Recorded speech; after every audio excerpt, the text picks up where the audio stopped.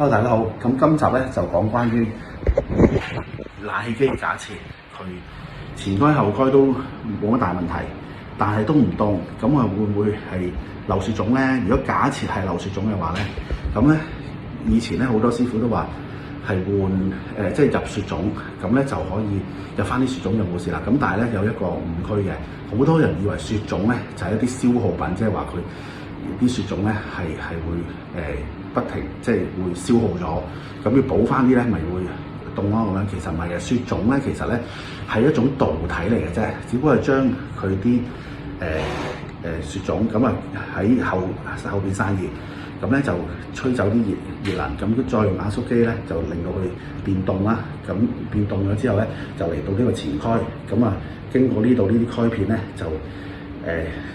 等啲空氣經過呢個開片嗰陣時，有啲凍嘅雪種咧就形成咧凍風咧就出翻嚟咁樣。咁但係咧呢啲唔係消耗品，係一種載體，好似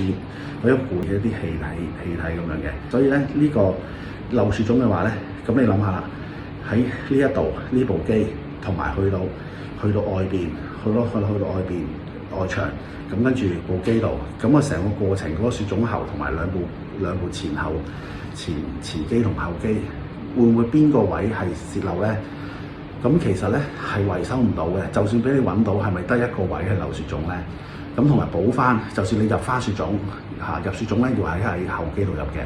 咁你要搭棚啦，搞咁多嘢咧，咁入完雪種，咁佢成